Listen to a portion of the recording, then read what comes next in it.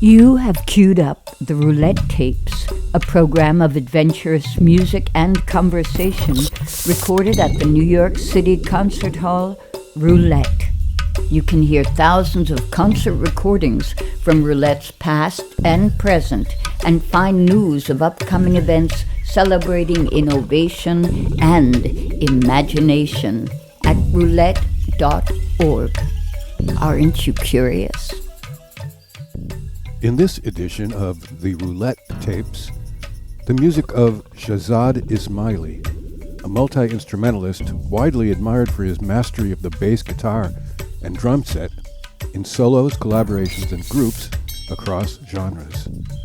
We'll hear the artist's remarks on personal history, spiritual growth, and musical projects, alongside excerpts from several performances at the Roulette Concert Hall in Brooklyn, a duo with guitarist Indigo Street, a vocal duo with Arooj Aftab, and in an ensemble led by composer percussionist Ches Smith, all preserved as part of Roulette's Concert Archive project.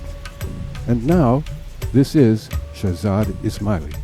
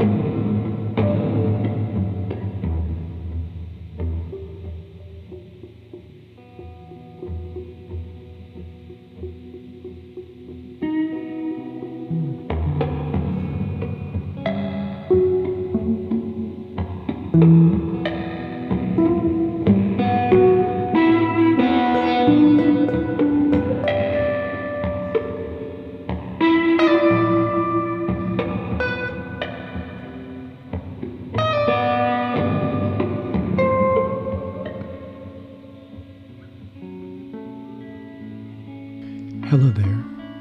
For you who is listening to me right now, I am Shahzad Ali Ismaily. I'm a musician. I live in Brooklyn, New York. We all have our own stories. Here's mine. Ever since I was roughly 2 years old, I wanted to be a musician. And what's strange about that, in my context, is that no one in my family played music. There were maybe the occasional moments where a grandmother might strike a drum during a wedding, but it wasn't in any way a deep pursuit of anyone's that I knew of in my family. And we didn't really have a home stereo, so it was a silent household. So it is peculiar, how does a kid from a immigrant family in small town Pennsylvania, without artist parents, without much listening at home, choose to become a musician? Over the years, I wondered what was the cause of it. And one time, when my very, very, very wonderful romantic partner who I was with at the time suggested I speak to someone in Iceland who speaks to the dead, one time when I was sitting across from that woman, she suggested that my brother was the musician and I'm a priest. Now, my brother was born around when I was 2 years old and only lived for 7 days. So I think the idea is that given that he was a musician, when he died, when he lost his corporal form, his spirit has since then been with me and around me and potentially even expressed through me. And that's why there was a sudden passion to be a musician. And one of the interesting things about passion for a pursuit is it gives you a singular mindset from then onwards. Life in a way becomes easier. Decision making becomes easier because you know who you are, what you want to walk towards, how you want to spend your time that day. So the fluffiness of life eradicates itself, and you're drawn to practicing, you're drawn to carrying a guitar, you're drawn to meeting a musician so that you might play together.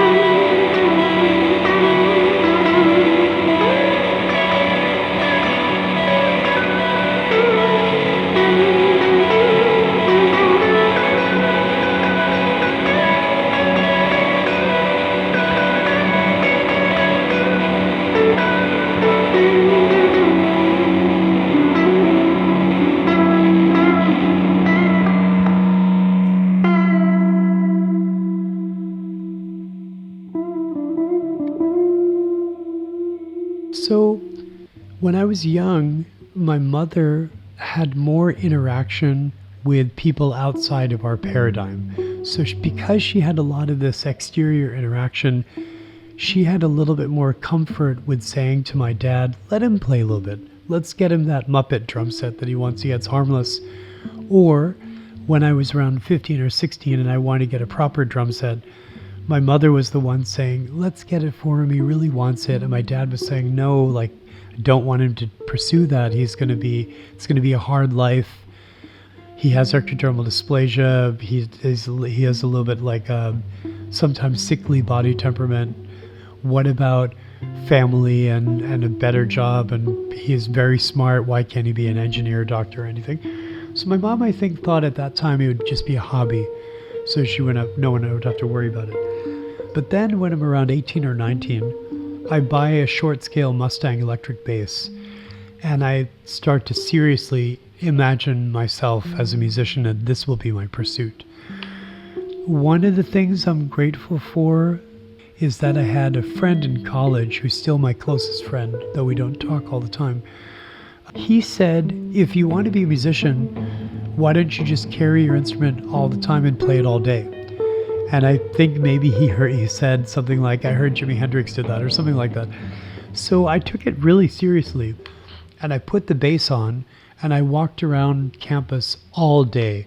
If I went to a meal, I was playing the bass while eating. If I went to a class, that was really helpful because there are a couple of things that solved. One thing it solved is this phrase, the instrument as an extension of your body.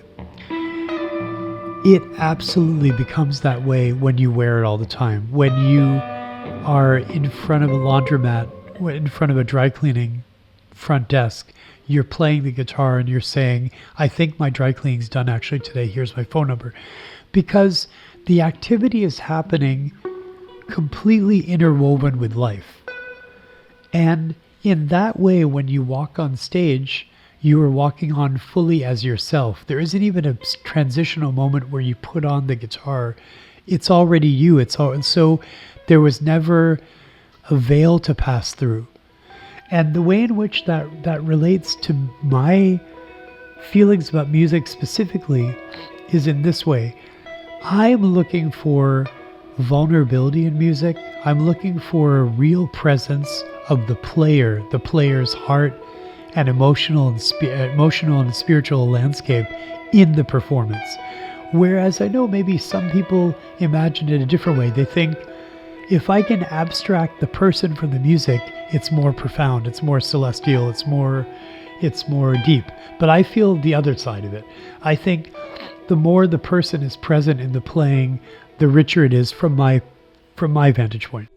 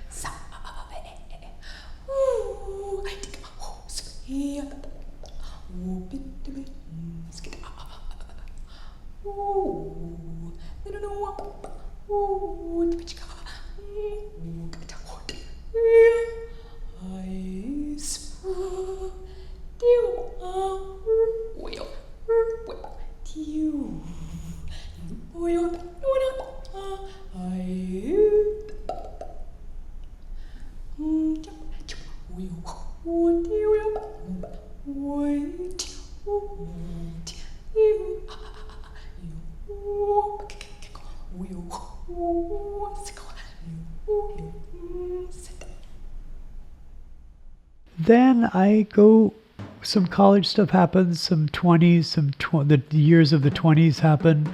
And one nice thing about the 20s moment, I'm living in Arizona, I'm playing with bands. And then one night I go to a venue called Modified Arts in Phoenix.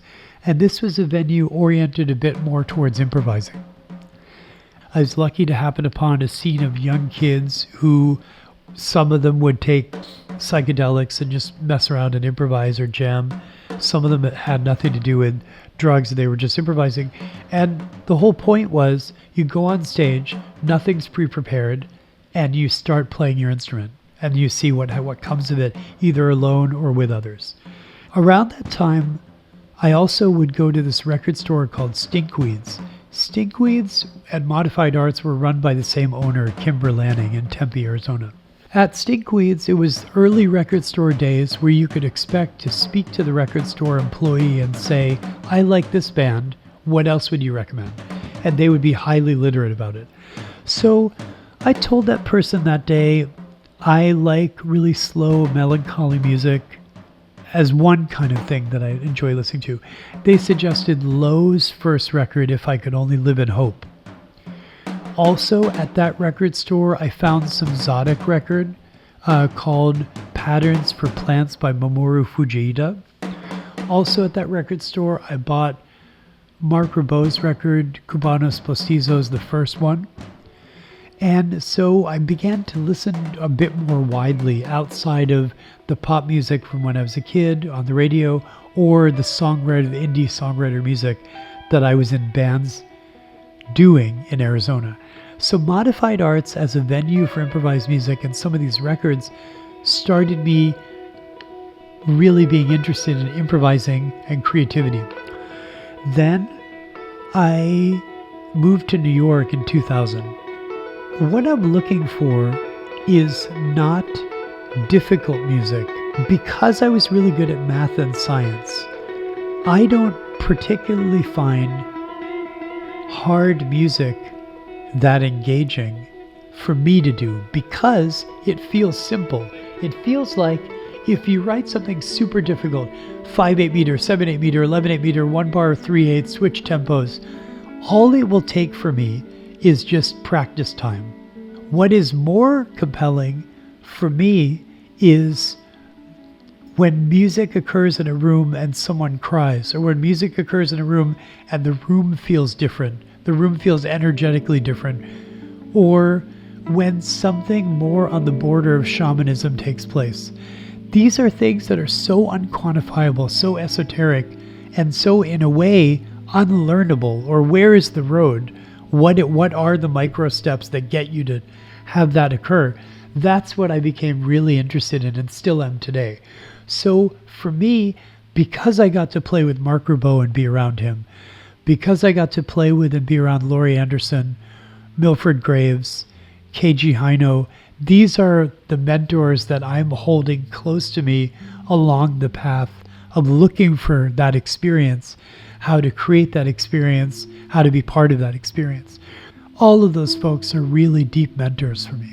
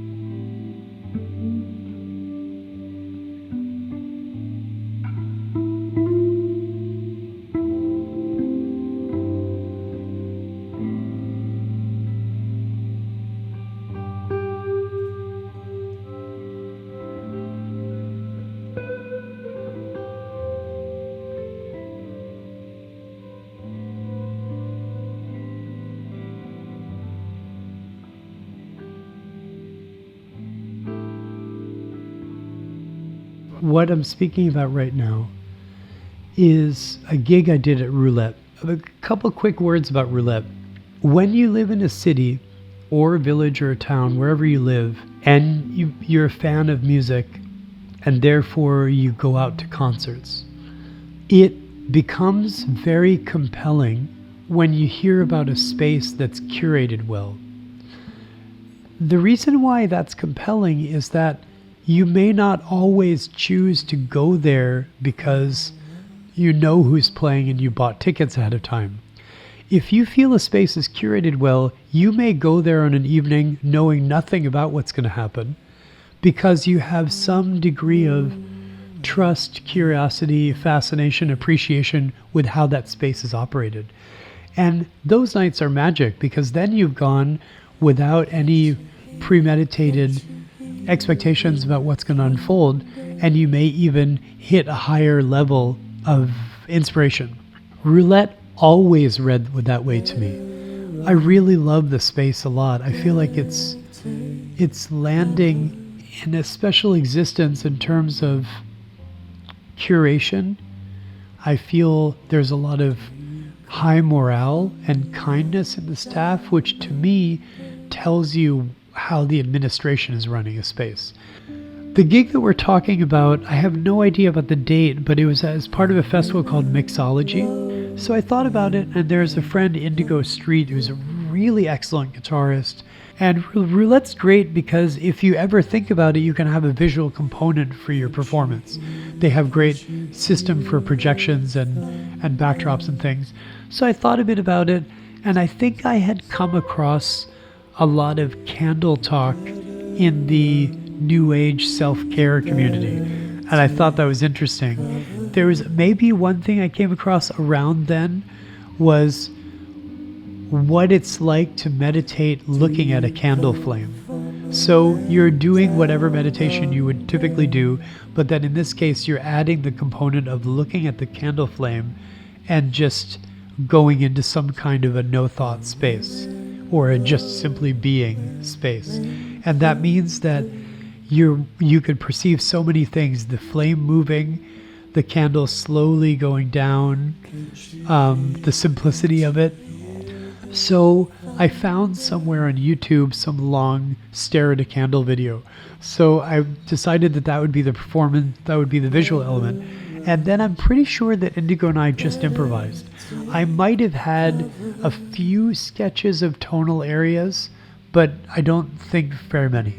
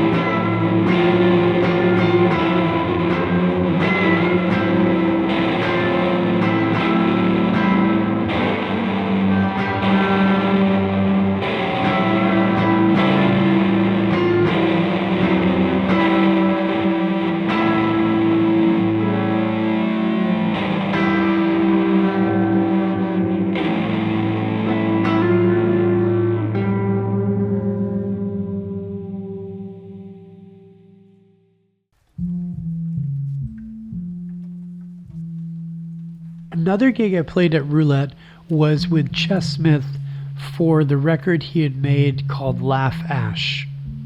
Chess and I have played with Marc Ribot for a long time now in this band called Ceramic Dog. You play with someone a lot and you go through ebbs and flows of whether you feel deeply seen or appreciated by them. Because when you're with someone a lot, other aspects come up between you, like complacency and taking for granted. With Chess, he's super intense and great at writing music, difficult in terms of meters and parts and everything. And we're having these rehearsals in the basement of his house. And he's so nice to me because he knows me from all these years. So he knows that I become lazy. He knows that I don't learn things, that I take forever to actually open up the PDF that someone emails me, that probably I open it up that morning and I try to quickly figure out like what is the hardest 3 bars, and then I go to the rehearsal and I'm probably late to the rehearsal and everything. So he knows me and he knows that I'm quite chaotic with how I do everything. And still he asked me to do it, and I think a part of the reason was he was maybe thinking, this is the right bass player for this music, because this music needs some disruptive element as well as some serious, well attended to element. And maybe Shahzad will strike the right balance between these two.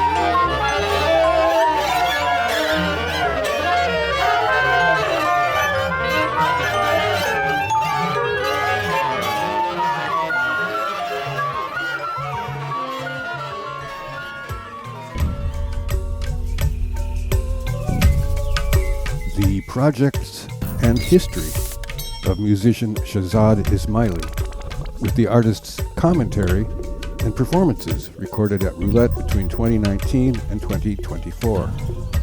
Shahzad returns to Roulette with guitarist Marc Ribot on June 11th, 2025. This program is made possible, in part, with support from the National Endowment for the Arts, for now, and the Destina Foundation.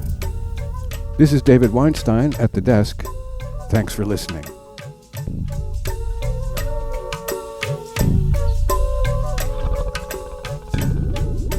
You have been listening to the Roulette Tapes, a program of adventurous music and conversation.